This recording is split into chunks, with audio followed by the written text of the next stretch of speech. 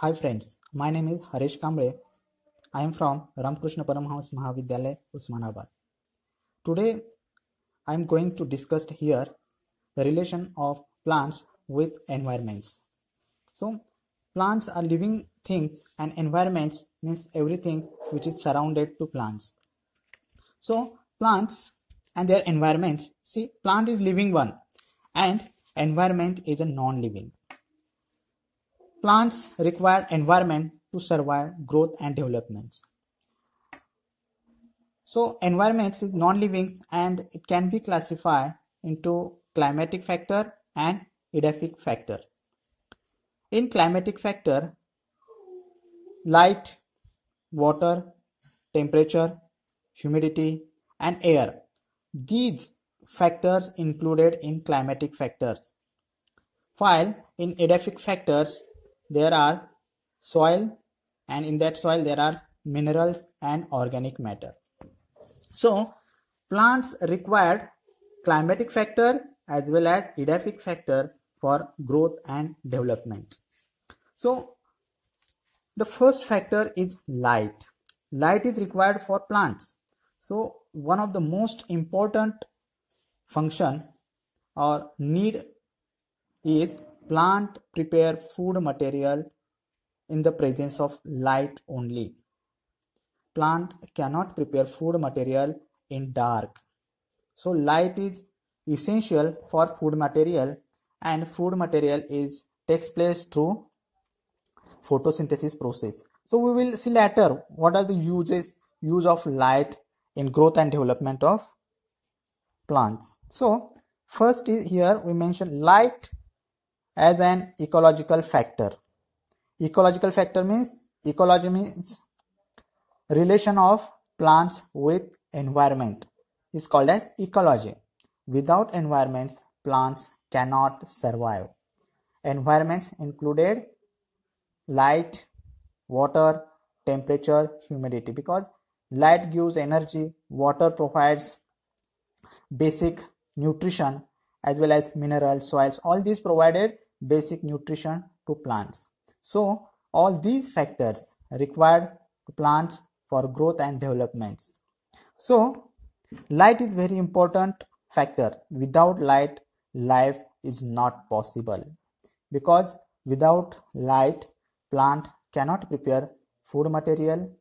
If plants can't prepare food materials, how can this food material provided or supplied to other animals? So plant is also called as producer. Here light as an ecological factor. Why light is called as ecological factor? So light is very important and it play very important role in photosynthesis. Without light, plant cannot survive. So it is very important climatic factor for plants or for life. So first point is light source.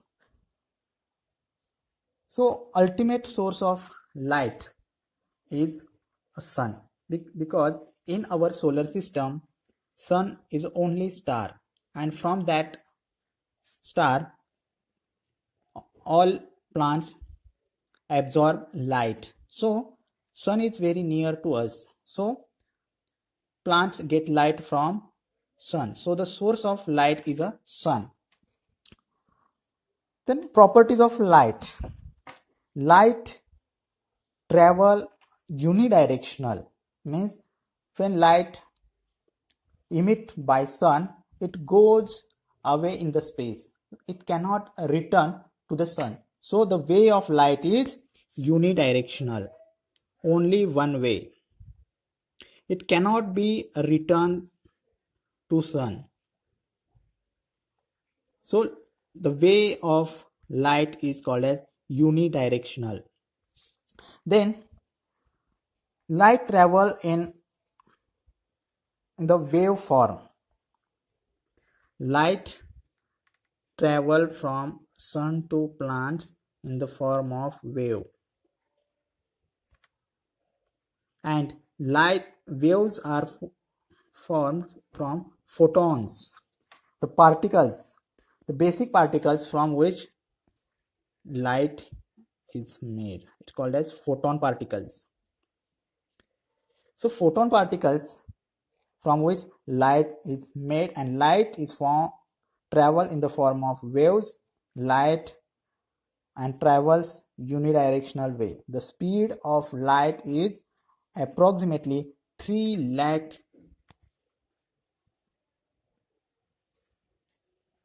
kilometer per second. In each second, light travels 3 lakh kilometer, and light reaches to plants, to earth, in 8 minutes. Light required 8 minutes to reach to plants or our earth. So by this speed, the distance is 15 crore kilometers. So light, sun is a source of light.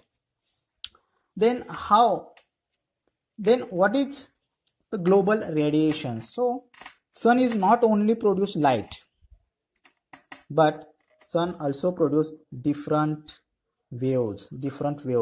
So sun produces cosmic rays, sun produces gamma rays, sun produces X-rays, sun produces ultraviolet radiation, visible light, infrared, radio waves.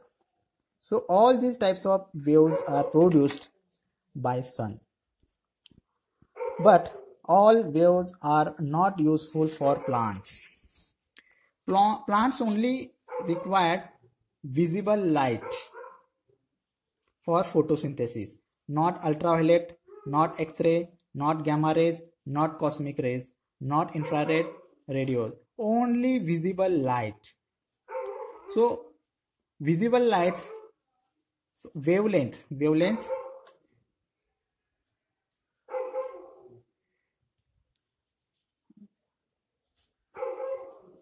the distance between two crests is called as wavelength. So the distance of visible light is 380 nanometer to 708 nanometer. So what is nanometer? Nanometer is a unit. 1 centimeter is equal to 10 raised to 7 nanometer. Means 1 centimeter is equal to, on 1 there are 7 zeros. 1 crore nanometer. 1 centimeter is equal to 1 crore nanometer. Or 1 nanometer is equal to how many centimeter? So it is 10 raised to minus 7 centimeter, because nanometer is very small. When you break 1 centimeter into 1 crore time equal parts, then one part is equal to 1 nanometer. So ultraviolet radiation is 10 raised to 8 10 raised to 8 centimeter. 1 nanometer is 10 raised to 8 centimeter. Or you can say that 1 centimeter is equal to 10 raised to 8 nanometer. X-ray is even smaller waves. Gamma rays, even then again smaller wavelengths, 10 raised to minus 9 centimeter. Cosmic rays, 10 raised to minus 14 centimeter. So these waves, X-rays, gamma rays, and cosmic rays, contain high heat energy. When wavelength is increased, the heat energy decreased. So radio waves has very small amount of heat energy. Visible light 380 nanometer.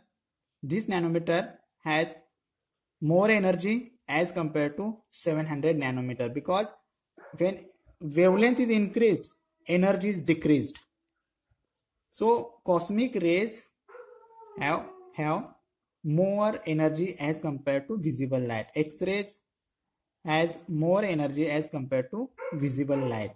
So sun produces all these types of rays, but only visible light is used by plant for photosynthesis. So it is called as photosynthetically active radiations. Photosynthetically active radiation, or PAR, visible light. So visible light is called as white light. Visible light is also called as white light.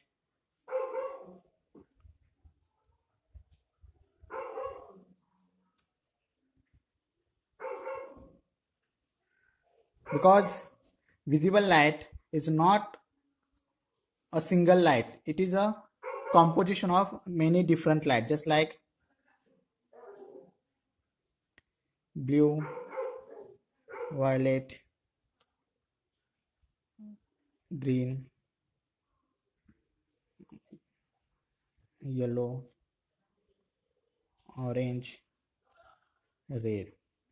All these colors included in a white light. So white light is a spectrum of all these colors.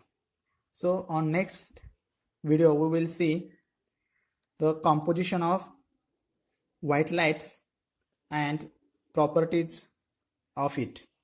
Thank you very much.